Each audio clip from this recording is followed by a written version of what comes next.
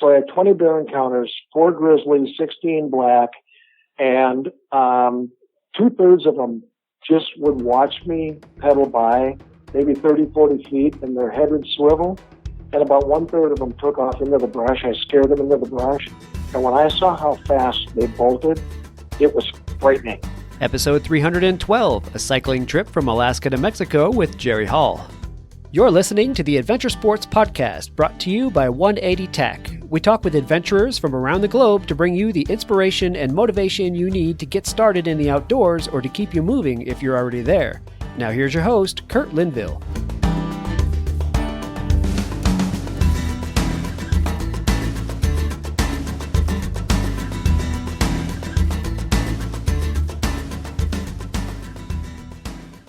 Hello, friends. Thanks again for listening to the Adventure Sports Podcast today. Today I have Jerry Holl on the phone, and Jerry's here to tell us about a book that he wrote, about a trip that he took back in 2012, so 5 years ago, when he decided to bike from Alaska to Mexico. And it was just one of these, I'm going to do this sort of moments for him, and he's written a delightful book about it. So if you want to look at his website while we're visiting here, you can find that at downhillsdon'tcomefree.com. That's downhillsdon'tcomefree.com. Jerry Holl is talking to us from Minnesota today and calling from Tonka Bay. Jerry, welcome to the program.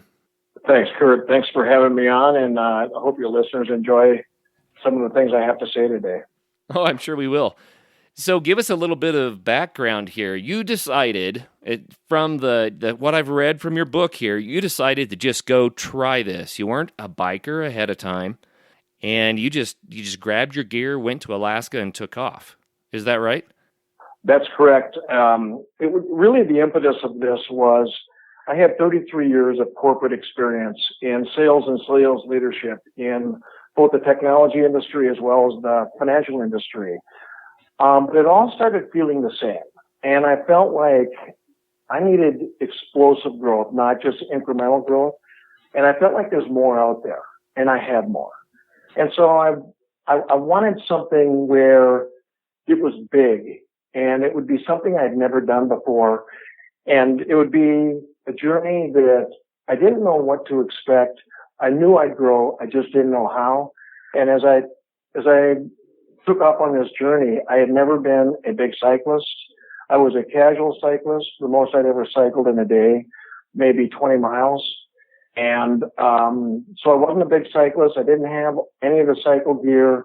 I didn't belong to clubs. And this was not a lifelong dream of mine. It was pretty spur of the moment. So in a period of 30 days after I resigned and retired, I was on a flight to Anchorage to begin what to me was a journey of a lifetime, which was pedaling solo from Alaska to Mexico. Wow.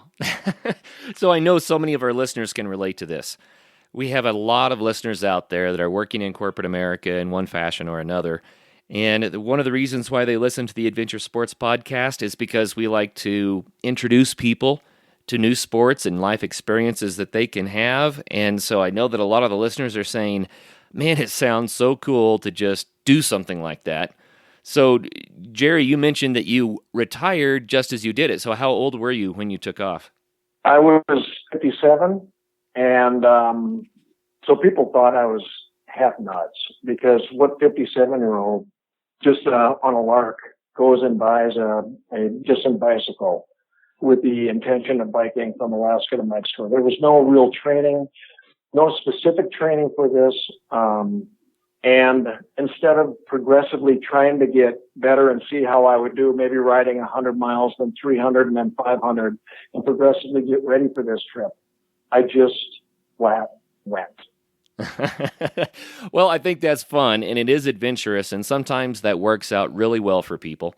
Sometimes I find out that they should have prepped a little bit more, but it sounds like it worked out. I was in really pretty good condition. I mean, I worked out regularly, so I was in good general condition. I just wasn't in biking shape. So what I would, the way I looked at it is I said to myself, I'm in good shape, not necessarily in biking shape, but I'll just pedal into biking shape. And anybody can do that, and anybody can do that in a matter of a few weeks. Your body's really resilient, and it'll adapt to what you need to be doing. And that was the attitude that I went with on. And it worked for you. And it worked. And I mean, along this whole notion is, I thought, just think about it. It didn't feel like it was that big a deal to me. I mean, I can camp, I can work out, and I can pedal. And so the way I looked at it is, if I have the components, I have the capability, I'll just string a few of those days together, and what I don't know, I'll figure out along the way.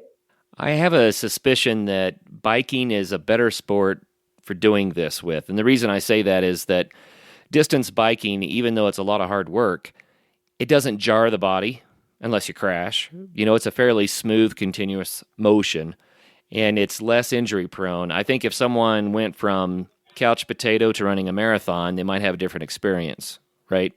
I would totally agree with that. Even though you can get repetitive motion type ailments along the way, I did not get those.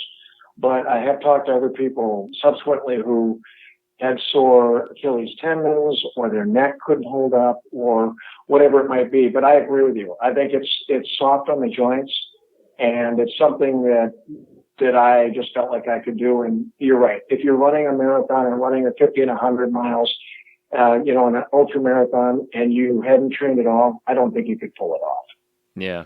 Yeah, for sure. So what was it that kicked you out the door? You already mentioned that you wanted to have a bigger life experience, which is cool. But there's got to be a story that said, man, this is the time I'm going. There totally is. I have this little philosophy that if you're not growing, you're dying. And I felt like I was standing in place. The things that I was doing required, really good skills. But the next transaction just doesn't jazz you, after 30 some years of doing the same kind of thing. It was good for raising a family, but is it really living fully? Is it when you look back, when you go fast forward to your deathbed and you look back, you say, did I live the fullest life possible? There's so much more out there. So that was the impetus that if I'm not growing, I'm dying. And so what I really wanted to do is I wanted to have explosive growth, as I mentioned before. I've always loved adventure stories, and I've always read about how the adventurers get into some form of a pickle and how do they get out of it, and what would I do in that circumstance? And I wanted to see for myself in my own way what I was made of as I got into different circumstances on the bike trip. And then finally, all you really have in your life is family and a bunch of great stories and experiences and friends. And I wanted the great stories and experiences. I thought this would be terrific stories with my buddies over a few beers. And so those are kind of the drivers for explosive growth. What am I made of? And great stories to fire down a few beers with your buddies with. When you decided to do this, what did your friends and family say? Did they think you were just totally nuts? People thought I was totally nuts. So the first question they all asked me was, are you bringing a gun? Secondly, are you insane? And third is, what in the world would compel you to do this? And what was really interesting, Kurt, is everybody devolves to the fearful side of things instead of the opportunity side of things. So look at how great this trip could be. Instead they were looking at it like, you might get killed.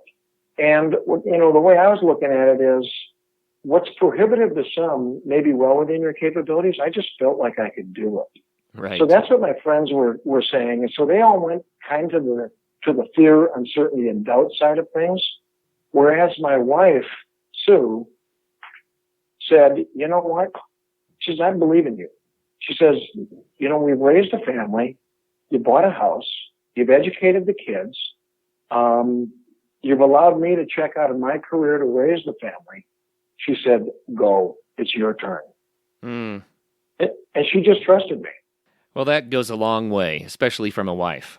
When someone says, go, that had to give you a lot of encouragement there. Well, what's interesting is it catches many people off guard, because what they would expect is somebody else, a spouse might want security, and they don't want to lose their loved one, if you will. And hers was the other side of it, is this is what makes you alive. Right. She said to me at one point, she said, if we had never gotten married, I'm sure you would have explored every corner of the earth by now. So she knew that latently inside of me, there's this adventurer spirit to go do these types of things. But because of the requirements of career, you put them in the back, in your back pocket until the timing is such that you feel compelled to go and you can go. Well, that's exciting that you found that time when you could and that you went. So you did the big adventure, but you also wrote a book about it. Were you planning on writing the book before you started the trip, or did the book kind of come out of, man, I've got to tell this story. It's just too good not to tell? Well, it's a really interesting lead up into that question. Is the quick answer is no, I didn't ever have any intention of writing a book. I didn't go to get content to write a book. But before I left, I've got 3 kids, 2 boys and a girl. My daughter said to me, she said, Dad, you got to write a blog. And I said, I don't want to write a blog. I want to just go out there and I want to pedal. I want to see the world and I just want to do this thing. She says, no, we need to know where you are. I said, but you're not going to know where I am anyway, because where I'm going, there's no cell service. Right. There's no towers. There's no way we know where you are. And she says, I'm going to set you up. Just write the damn blog. And so I did. And what I did is, as I was lying in my tent at night, because I went solo and I was camping, as I was lying in my tent at night, I would write the blog on my iPad at 9 o'clock or 10 o'clock at night after maybe doing 100 miles and tap it out, but I couldn't send it. So many of the towns or waysides up in the far north is essentially a gas station, general store, cafe, all built into one. Right. And when I'd go into one of those places, I would say, do you guys have a Wi-Fi? And they would. And I'd say, do you mind if I plug into it and just squeeze out this blog? And everybody was just gracious and great, and they let me squeeze out that blog, and I could get them out practically every night. But there were a few times where there was no way I could get it out for 2 or 3 days, which caused some people some worry because they wondered what happened. Right, of course. And so did you end up with a lot of people following? I did. So what happened is that blog turned into essentially your journal. And as I started thinking about it day in and day out, I said, you know what? I can't just get up and write a blog and say, hey, got up, pedaled my rear off, got tired, pitched my tent, and went to bed, and do that day in and day out. People will be bored silly on that. So all of a sudden I started having to think like a journalist. To say, what stands out today? What's the storyline today? What's funny? Why would anybody else be interested in that? And how am I going to tell that story? So what happened is I was putting that kind of stuff into the blog, and it took on a following of 14,000 people. Right. And I never promoted the blog, and it took on a following that I was unaware of, but pretty soon I'm getting blog feedback. When I'd squeeze one out, all of a sudden some feedback would come back and say, dude, you got to write this book. And there were corporate executives that I didn't even know who they were writing that back to me. So on and so forth. I get through the whole journey, and at the end, people are saying, this is one of the most fun and interesting. We couldn't wait to get up, have coffee the next morning, and find out what happened. And pretty soon, it became the founding of the book, really. And, but I didn't, even when I got home, I didn't expect to be writing a book. And it took me about 4 or 5 months before I decided, and through a lot of encouragement by people, okay, I'll write the book. And that'll be my next stretch. And so I had the material, plus I remembered everything really well at that point. And so I could fill in the details that you couldn't quite write it all in a blog, but I remembered all the things around it, so you fill it all in, and it became my book. Well, that's a lot of fun. Here's a question for you. Did writing the blog while you traveled help you to enjoy the trip more, or do you think it detracted from it? Because then it was like, oh, I've got to write. I think it absolutely makes the trip better, because it focuses you on really observing things and thinking throughout the day. You've got all day long, you're in the pedals, and you're thinking of everything. But along that, you're also thinking, I got to write this blog. So there was a little pressure that way of what I'm going to say what am I going to say tonight and what's interesting about it? But then it focuses you on the little things that you might just let go, or you might not be thinking as much about what you're seeing, what you're doing, how people are reacting to you, and what's funny. So I think it actually enhances the trip. And I would encourage any adventurer to write their journal or write their blog so that they remember those pieces and focus more on what they're seeing and doing every day. I took a trip to Kenya many years ago. I had just met the wonderful lady who became my wife, and I was gone for 5 weeks. So I said, I won't even have access to a post office. There was no such thing as a cell phone when we did this. I mean, they existed, but no one traveled with phones. So I wrote a journal. Every day I wrote her a letter in the journal so when I got back, she could relive the experience with me. And I had that same experience. It was amazing to me how much writing it down helped to clarify my experience and help me to recall it better and to enjoy it more. And I would encourage anybody, even if you're only doing it for yourself, try to carve out a little window each evening when you're traveling on some adventure that put down some bullet points about what that day was. It might become a book, it might not, but man, I agree, Jerry. I think it really helps to enjoy the experience. Well, and I don't fashion myself as a writer. I wasn't this person trying to be Hemingway and some big literary giant. But it does focus you, and it focuses then as you think of the thoughts, then how am I going to say it? And then writing the book and going through the editing process and the draft after draft after draft. How do I tell this story that's authentic, but also makes it come alive? So I'm in complete agreement with you on everything that you just said, Kurt. Well, let's go back to the adventure. Let's put some parameters around it. So you mentioned flying into Anchorage. Where did you actually begin the adventure? I began the adventure right in Anchorage. So when I flew into Anchorage, my bike was in the hold of the plane. I am not mechanical at all. And I had to disassemble a couple pieces to put it in the bike box to fly it.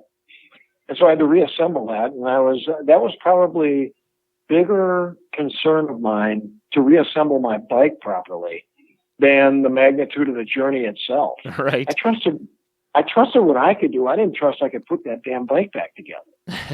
And so I was able to get it back together, and it took me about an hour in my hotel room, and went out for dinner, which I kind of call as the Last Supper, which is a funny story in and itself.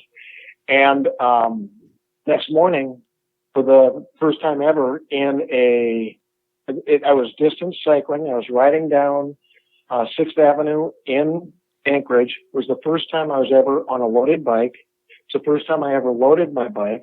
It was the first time I was in clips, and I never did any of that and never practiced in Minnesota. I just went, and riding out of Anchorage was the first.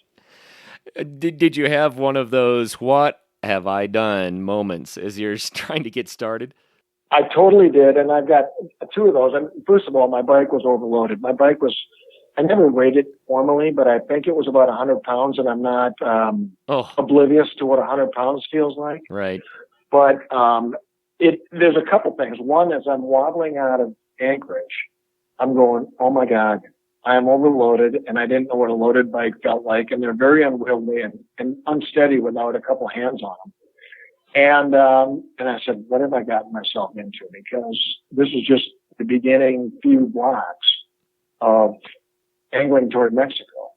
The second piece of that, of what have I gotten into, was I was flying from Minneapolis to Anchorage. It's about a 5.5 hour flight. I was on a Delta flight. My bike was in the hold of the plane. For the last 3 hours, I had a window seat, and it was crystal clear, and I was looking out the window, and all I saw was these thrusting mountain peaks, big glaciers plunging down the mountains, and everywhere you looked, we're at 40,000 feet. I did the trigonometry on it. You can see about 250 miles into the distance. I saw no sign of civilization. And looking down at all that wilderness, and 3 hours at 500 miles an hour is roughly 1,500 miles in that segment alone. And all of a sudden it came real. It was a searing reality of something. Holy crap, what have I signed up for? But on the other hand, It's exactly what I signed up for. It's exactly what I wanted. And that's the fun of it. And I know what the other life was. One more day of that wasn't going to get me, any richer experience. Right. This was going to be something that was going to be so rich, and I had to figure out how I'd do. So, man, that's got to be intimidating. It really had to be intimidating, but I like your thought there. It's exactly what you signed up for, even though, oh, holy cow, it sounds really, really frightening to see that much wilderness, Well, it takes your breath away. It was to me more invigorating than intimidating, even though the magnitude of it was the visual reality of the magnitude of it, all of a sudden was like, holy crap. I mean, before this, it was just bar talk bravado. Now you're actually looking at what you got to do. Why did I open this can of worms? Well, what did you do about the overloaded bike? I got used to it. Basically, I got used to it, and it's just like anything else. Your first few moments on something may not be your best, and it may not be steady, but you get used to it. And along the way, I got very used to it. I learned how to kind of rebalance the bike, so that helped in terms of the wobbliness. So I had a better balance. And then 600 or 700 miles downstream in Whitehorse, I sent a few items home, but not really weighty items. There were more items that were just clutter that were getting in the way that I wasn't using. So I went to a FedEx and I fired those items home. But I rode a heavy bike. Now, different bikers that have done a lot of distance touring have different theories about what to take and what not to take. In the end, are you glad with what your kit was? Yeah, I actually think I had just about everything. There's nothing more that I would have wanted. What I had, a couple things like a little stove and some, canisters of propane. Well, I hate my own cooking, so I never cooked. So what I did is when I'd come by one of those little gas stop general stores, I would buy a few cardboard sandwiches out of the rack and I'd throw them in my pack. I'd buy granola bars. And if they had a cafe, I would eat as much as I could possibly eat right then and there and try and fuel up. And then, so I did very little cooking. So in a sense, I could have almost thrown away the cook gear. Yeah. Could have done without it. Even in that wilderness where the distance between refueling supply points had to be pretty far. It was, and I didn't, this is kind of the hillbilly nature of what I did, in the sense that there were times when I ran out of food and didn't have food, and I was still 50 or 70 miles away from where I might potentially get food, and I might be at the end of a day. And I thought there might be food in an area, and there wasn't. And so I had to navigate. In one case, this woman made me dinner and breakfast the next day. In a jade shop she had. She says, "No, we don't have food, but I can make you a sandwich." Wow. I said, "Can you make me two?" And then and she says, "And by the way, it's 100 miles to the next town tomorrow morning. I better make you breakfast too." And if you're not here at 7 bells, because she was feeding a construction crew working about 20 miles away. Says, if you're not here at 7 in the morning, you're going to miss breakfast, and I'm not doing it over again. So obviously I was there that morning, and she made breakfast. And I said, I got to contribute something to you. I mean, you went out of your way. You've been nothing but great. She put on a little donation bucket. She says, "Here's a donation bucket. Just put in there what you think it's worth."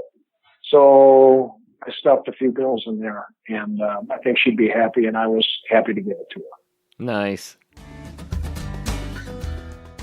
Fall is the best time to start thinking snow, and Bent Gate Mountaineering is ready to help you get prepared for your epic winter. Come check out the latest in alpine touring, telemark, NTN, and splitboarding gear. Brands like Black Crows, DPS, Dynafit, G3, Icelantic, K2, Technica Blizzard, Arc'teryx, Mammoth, Solomon, Volley, Never Summer, Jones, and BCA. And you need to be safe out there.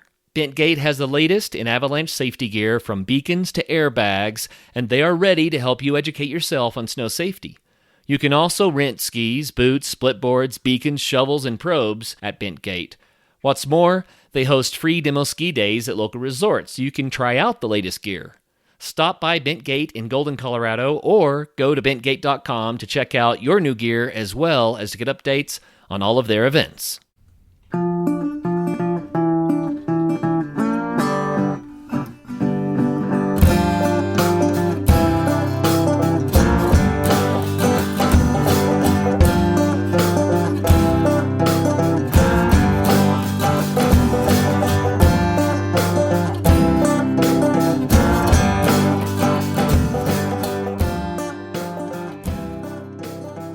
So we started the trip. We got a feel for how you were traveling. But what was your route all the way down to Mexico? The route was coming out of Anchorage. It went up in the far north. The routes are called by name more than by number. So I came out of Anchorage up the Glen Highway to a place called Tok.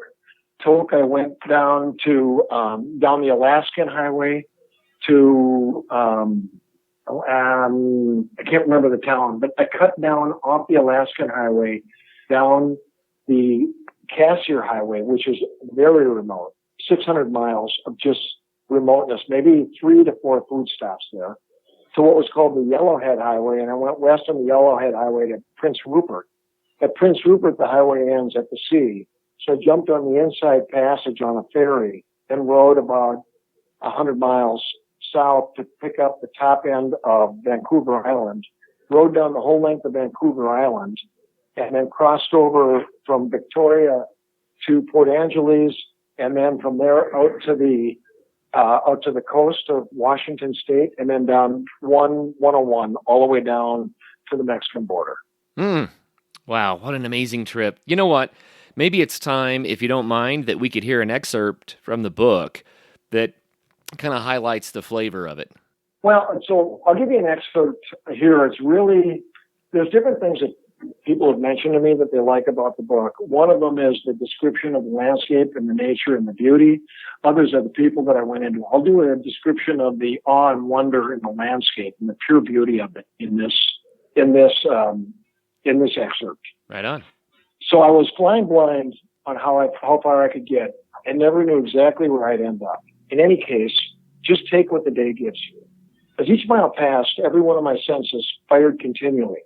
The warmth of the sun on my skin, the shrieking wind through my ears, the frigid cold in the shadows, the rain pelting and stinging my face, the smell of millions of pines in an undisturbed wilderness, inhaling the cleanest air on the earth. The sounds of their own symphony, wild rushing rivers, piercing raven squawks, swoosh of an eagle's wings, slap of a beaver's tail, and rumbling thunder echoing off the far shores or wind in the treetops, and the taste of pure mountain water. All this while, I was saturated with a speedball of adrenaline and endorphins. I was punished on the climbs, but exalted at the crests, followed by swooping skydive downhills. I was living outside 24/7. I reflected on the last few days. Traveling here by bicycle was like IMAX all day long, but so much better. It's sensory overload. I was immersed in rolling planet Earth scenes, frame by frame, drowning in beauty that was live, raw, and real, not sterilized by far too safe video screens. I had to more than see all of this. I had to feel it. These amazing experiences were mine and mine alone, not limited, polluted, or filtered by a filmmaker or editor's view of the world. My own eyes and imagination can't be replaced. It's funny, just like the book is always better than the movie, your own imagination, when it's gauged, you paint your own scenes. Oh, that's beautiful, man. So that was exactly what I was looking for. And I mentioned in that passage that when you're out there on two wheels, or backpacking, or canoeing, or kayaking, or what many adventurers do using their own human power, you actually feel the land as much as you see the land. You can't get that unless you're out there immersed in it. You can't get it out of any movies, out of any flat screens, or any of that kind of stuff. And that enhances the experience. Oh, yeah. I've often said, some people like to go on a trip and they want to go see a new place. But there are other people that know that'll never be enough. They have to go do a new place. And there's a huge distinction there. And I keep thinking there are a lot of seers that should become doers. they would just be so amazed at how much more of a in-depth, alive experience that they would have. Would you recommend people to pick out a way to engage with wherever it is that they're going? I would say to that, go the most lively way you can possibly go do something. It makes it more memorable. Go to dinner on a paddleboard or by kayak, or take your bicycle to dinner instead of getting the safety of a car that feels like you're in a cocoon and protected from the elements. And you might get wet. You might fall in the water. You might do any of that. But that night will be so much more memorable than the same old stuff of just jumping in the safety of a vehicle. And so I say do everything as alive as you possibly can. And I guess I equate to it in the book. It's like the signature note in a song that actually makes a song. Those little edginess of how you're going to travel and how you're going to get to do something make the experience. And so I would very much say go out there and do it in the most alive fashion as possible. Well, since you just kind of dove into this and, didn't do a lot of preparation and that sort of thing, it had to be really kind of tough to get used to being on the bike that much. So you're encouraging people, just find a way to really be alive and engage it, go do it. But was it really hard at first? It was, it actually, I surprised myself. And I think people would surprise themselves. It wasn't as hard as I thought.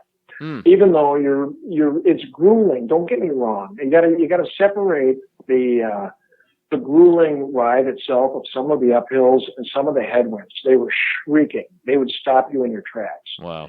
But you gotta separate that. This trip was more mental. And it was more about feeling, man, this is exactly what I want to be doing. I know what the other stuff looks like. This is new. And I think it's more of a mental trip. And what helps you mentally is to say, how many people in the world would give their eye teeth to be doing what I'm doing now? And particularly when you think about how many people are injured or ill that would give anything to have a normal day. And look what you get to be doing out there. So what it does is it dulls all the stuff about the pain, the agony, the tiredness. Because what you're looking at is say, this is so tremendous. I just wish everybody could experience this. Mm-hmm. And it's not, I'm tremendous. It's this experience is tremendous. What about loneliness? And loneliness, I never felt lonely for a second. And the reason is, I didn't know how long this trip was going to take me. I thought it was going to take me 4 to 5 months.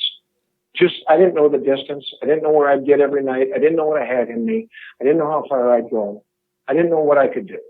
But I also knew under any circumstances, whether it took me 4 or 5 months, and what it eventually took me was only 51 days and only 43 days of pedaling. I knew under any circumstance, this trip is going to be over before it starts. Right. These things happen so fast that there's no time, there's no sense, there's no reason to really feel lonely. And your mind is cooking all the time. I had thoughts and ideas and songs and people and running into other people and thinking about what my blog is going to be. All day long, my mind was active. I was never lonely. It really sounds like a refreshing experience, really refreshing. After all those years doing the corporate jobs, was it just mind-blowing to get out there and experience this? It's so mind-blowing. It's so much fun and so rewarding. And I did it solo. And I did that intentionally solo because I didn't want a wingman, telling me good job or picking me up psychologically or helping me mechanically or physically or any of that kind of stuff. I wanted to figure out what I had to get through and how to get out of my own problems. And so all those things just enhance and reward, the whole experience. And being solo, it also made you really approachable. Because if you're in a group and you have a wingman of 2 people or 4 people, all of a sudden you're a little part of your group and people don't approach that group because they don't want to interfere. But when you're alone, everybody that I encountered, everybody wanted to come and talk. And beyond that, people were nothing but exceptionally great because they saw your exposure, your vulnerability, and that you're out there alone and how unusual it was. They would do anything. Can I fill your water bottles? I saw you on that hill. Can I climb or can I give you a candy bar? They would do anything to go out of their way to help in any way. And it was incredible. And those are parts of the experience that you see how good people really are. And oftentimes when you turn off the news and just get out in the real world, people are tremendous. Oh, yeah. Yeah, I agree with that 100%. I bet you have an excerpt from the book about that. Well, I've got some, there's an excerpt about the greatness of people, and then I'll give you an excerpt or two of strange characters if let's do you it. want to go into those. Let's do it. Okay, so I'll go into the greatness. Here I'm at the Great Divide, and it's in the Yukon, and I'd spent about 2 days climbing to get to the top of the divide. And so starting the excerpt, I burned a ton of energy the last few days as I was generally rising in the regional uplift and also in the face of a shrieking headwind. Finally, during the morning, I made it to the crest of the Continental Divide, a ridge that separates two of the largest river systems in North America, the west-flowing Swift River and the east-flowing Rancheria River. The wind was still howling, practically blowing me off my bike.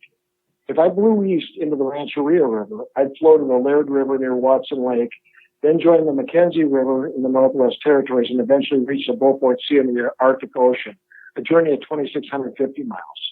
But if I blew west into the Swift River, I'd flow into the Teslin Lake, then northwest down the Teslin River to the Yukon River before cutting across northern Alaska to the Bering Sea in the Pacific Ocean, a journey of 2,300 miles. But instead, I'm blown to Mexico, and symbolic to me, the Great Divide between my past and as of now, undefined future.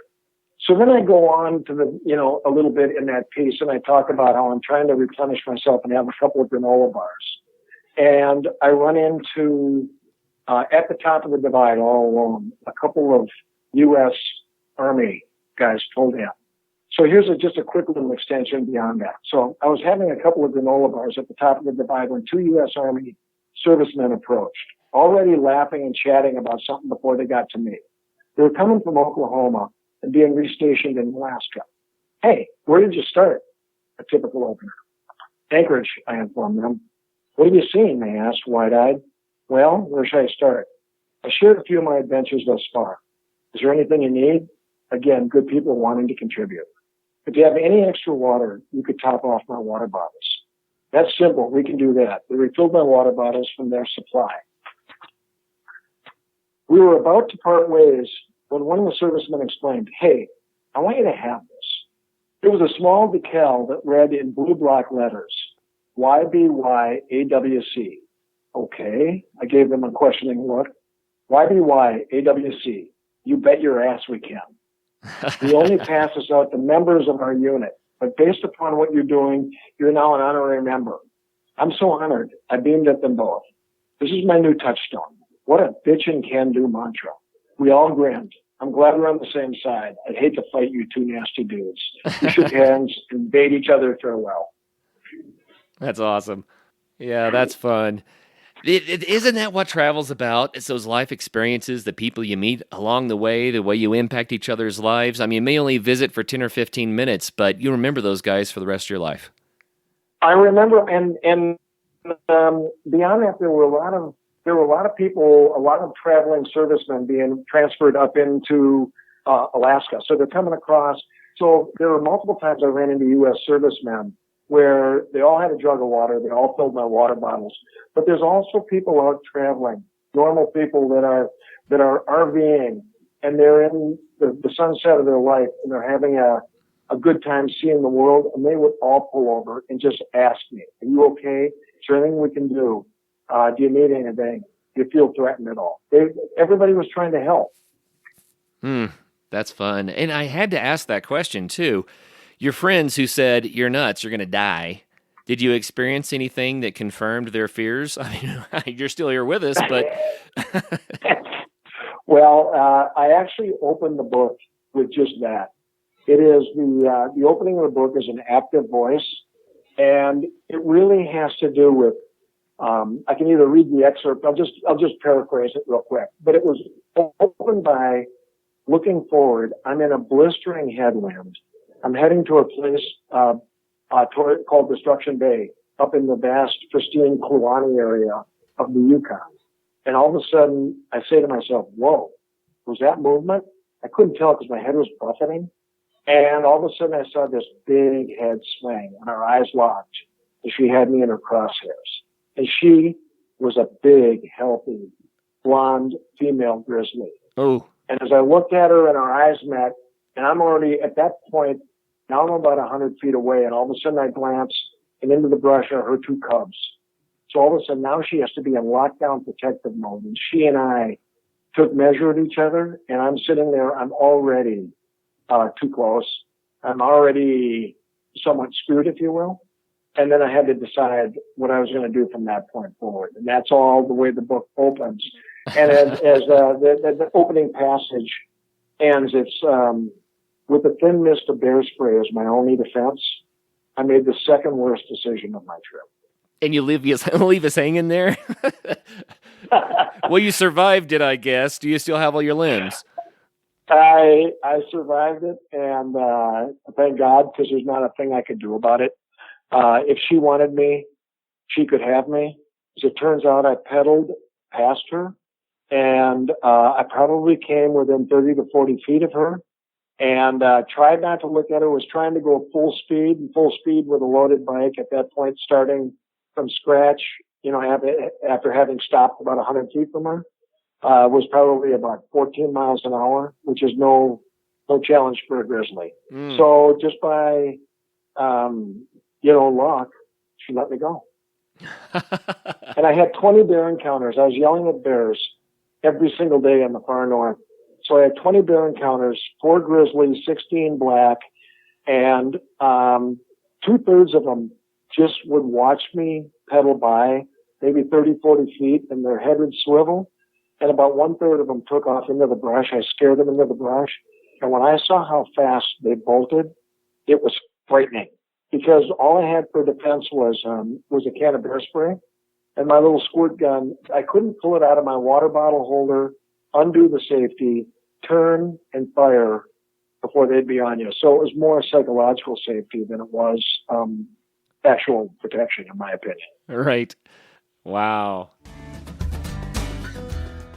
This episode of the Adventure Sports Podcast is brought to you by 180tac.com. 180tac manufactures premier backpacking and emergency products. Whether you need a backpacking stove for your week-long trek on the trail or an emergency stove for your bug-out bag, we have the tools you need. Visit www.180tac.com.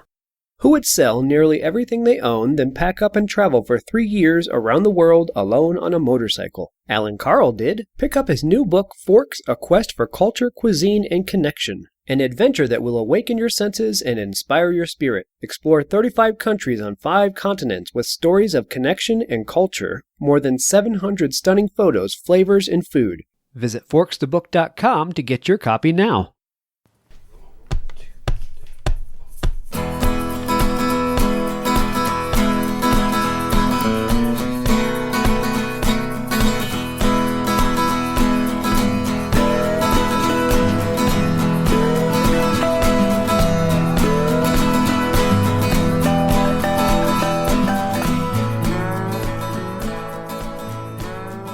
That's a lot of bears. And the black bears, okay, I've encountered those quite a bit, but the grizzlies I have not, and I think that would give me the willies.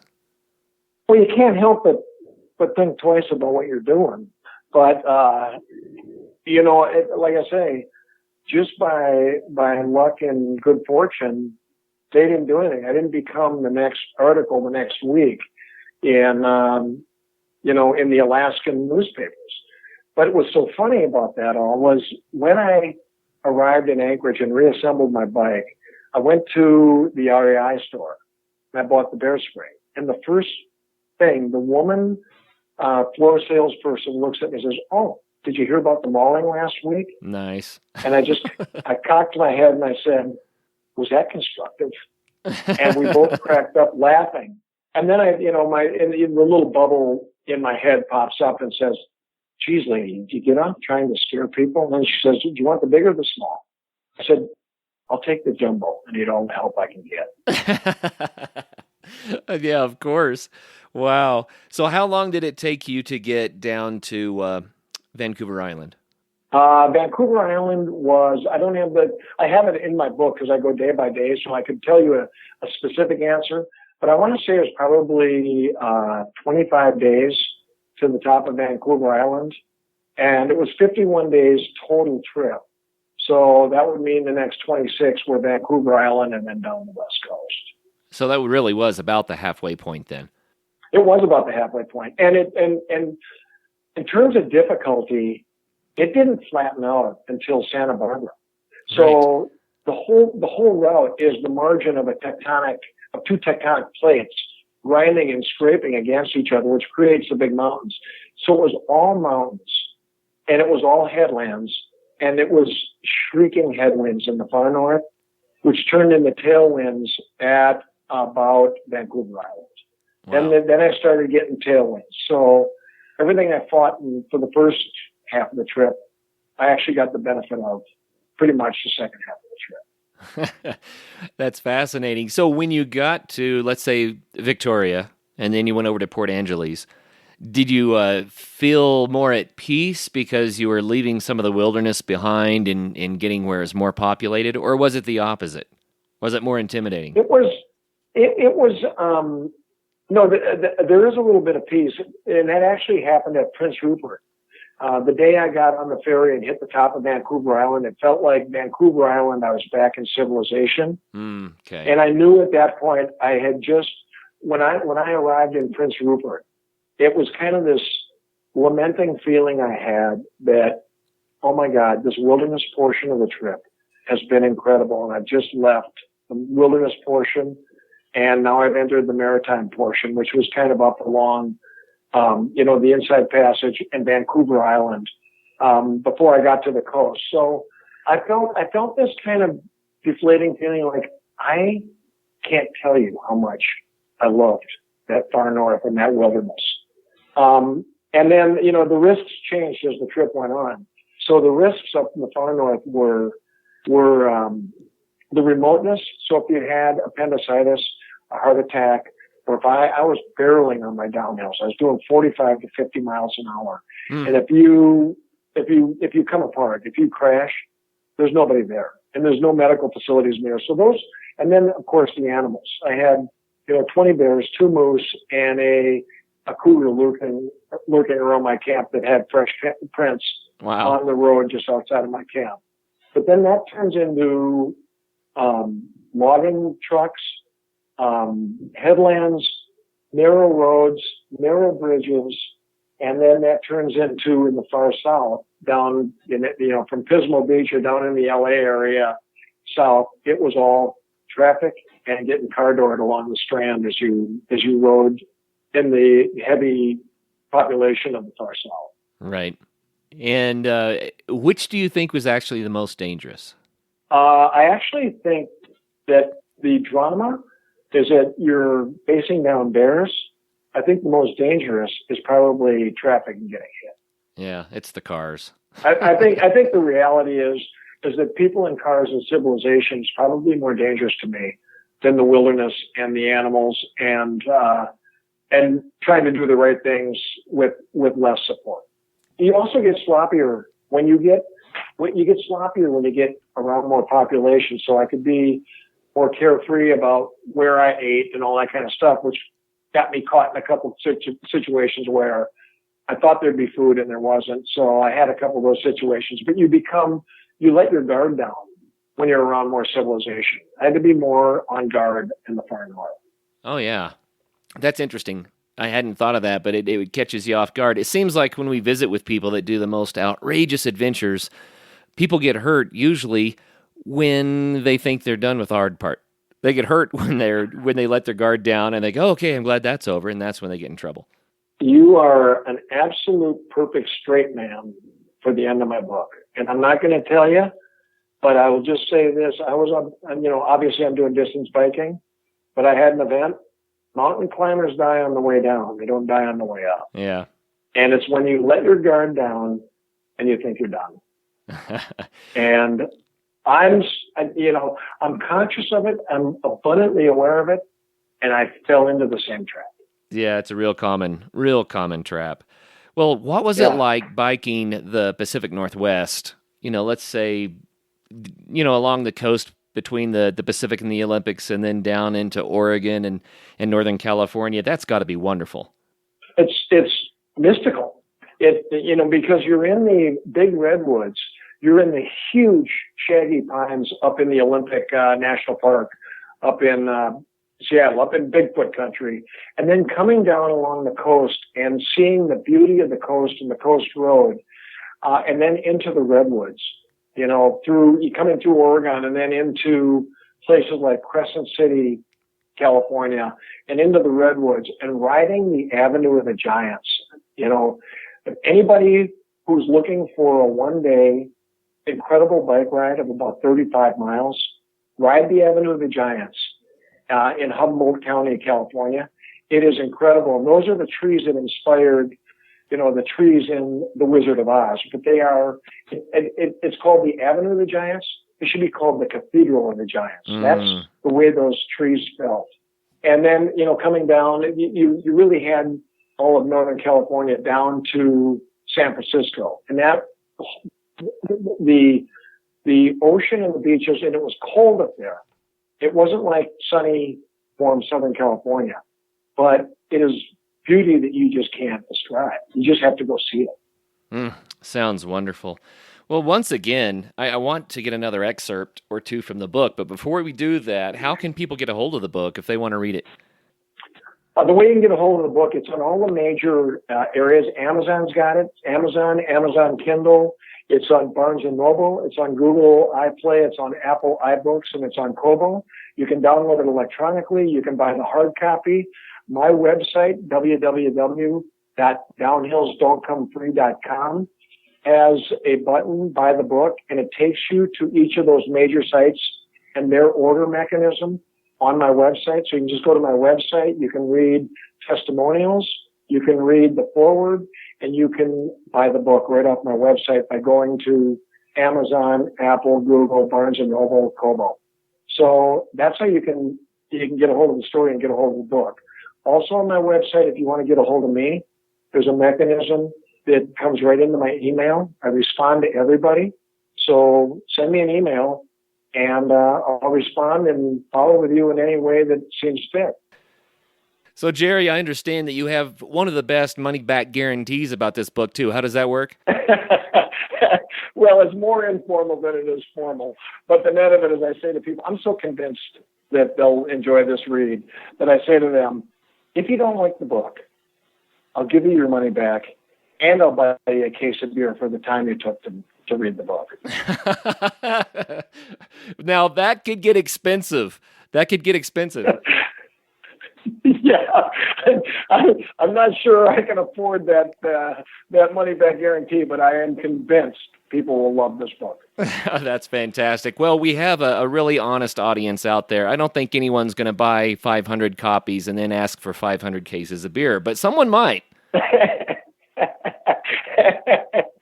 I want to tell everyone, I love to do winter adventures too, but in the wintertime, sometimes it's really nice to do a little armchair travel. Sounds like this might be the book for it. Downhills Don't Come Free by Jerry Holl. I love it.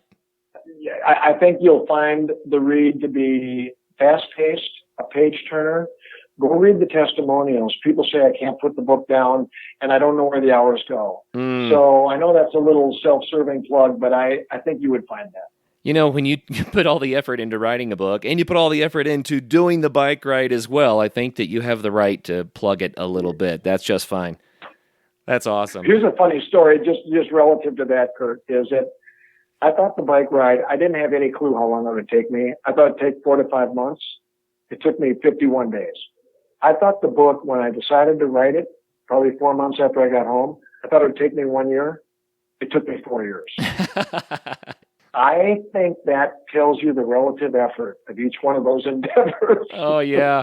Well, and I had to bring this up, too. I was thinking before we started here, there's quite the adventure in just writing the book and trying to get the word out that the book exists. I mean, that's got to be an adventure of its own right. It was my next stretch. So I didn't want to write a book. I didn't do this to write a book. I didn't do it to write content to have people come to me. it just evolved that way. And what you can't contemplate, you take on big stretches, what paths they lead you to. And so after I was done with the bike ride, stretches don't have to just be physical. That stretches can be something that you've always wanted to try, and you're afraid to take the first step. Well, I decided if I could ride that bike route, I can write a book. And that was my next stretch. And I just believe everybody's got skills and capabilities beyond what they give themselves credit for. And quit worrying about it and just start. Just go and just pedal. Yeah, that's great. You also do public speaking, so tell us about that. How can people get a hold of you, and what kind of engagements do you take on? I do public speaking. I love it, to be honest with you, because beyond what I think I have good messages for people, is I think it's inspiring people to reach into themselves to do more when they see what attempted and succeeded at, and it's also entertaining. That's what I've been told. So I speak to corporate groups. I speak at foundations. I speak for fundraisers. I speak at athletic stores where you bring in customers. What I want to do is my calling is to have people find their best and be the catalyst for them to find their best. And I think that enthusiasm comes through in my public speaking, my presentations, and my kickoff meetings. And so I'd love to engage anybody about group events that they have and what speaker you may be looking for. And I can share with you many, many messages that I think bring the best out of the people that you're trying to engage. And so things that like a kickoff meeting or like customer appreciation events, customer acquisition events, store events for their customer appreciation, I do all of that kind of stuff. It's a lot of fun. And I meet the best people in the world. Yeah, man, that sounds like a lot of fun. A lot of fun. That'd be cool. Well, hey, we're running out of time here. Will you close out the show by reading one more passage from your book? I'd love that. Yeah, I will read one more excerpt. I mean, I've got a lot of frontier strangers, a lot of strange people encounters. 95% of them really good, some of them really funny. Here's a situation where I was coming into a little town called Orcutt, and I was 50 miles into my ride that day. It was blistering hot. It was about 95 degrees that day. So here's the excerpt. 50 miles downstream, I got to Orcutt, a small out-of-the-way town. I was starving and had to fuel up. I picked up a chocolate shake and a sandwich, but then as I looked up the street, I spotted a small, funky bar called Elmer's with a line of Harleys parked out front. Some of the bikers were outside and smoking, only wearing sleeveless leather vests over their bare, beefy torsos. I just have to go in. With my bike shorts and canary yellow shirt, the setup is just too good to miss. As I walked into Elmer's, those bikers looked me up and down. Hey, guys, I called out. Finally, one spoke up in a low growl. Where are you coming from? Anchorage, I said in a short and punctuated way. There was a collective, yo! Can we buy you a beer? I said, yeah. I replied, fitting multiple intonation changes into that one word. But I'll only have one because I'm 50 miles in and I still have 50 miles to go today. That got me another collective, whoa! I fired down a pint of Bud Draft in one shot, slammed the glass on the bar like an outlaw in an old Western movie, and declared, gotta go, boys, and slow walked out with the proud strut of a bullfighter in all his glory, half dragging my feet, ass tucked under like I just dodged a horn up the keister, a Neil Young scowl on my face, and the pathetic extended bobbing arms of a Banana Republic tyrant seeking adulation in the square. I knew the walk. I'd run with the bulls in a festival in Spain. You'd never forget it.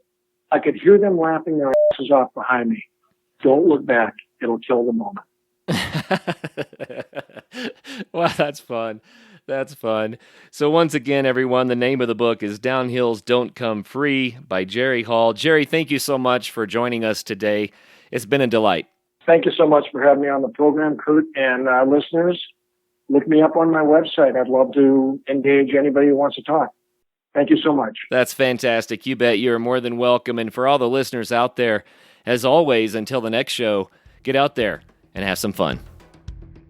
Coming up on Thursday, we've got Krista Halling here. She's going to be talking about her 250-mile paddle of England's River Thames and a cycling trip of the San Juan Hut-to-Hut system from Telluride, Colorado to Moab, Utah. Until then, get out and have some fun.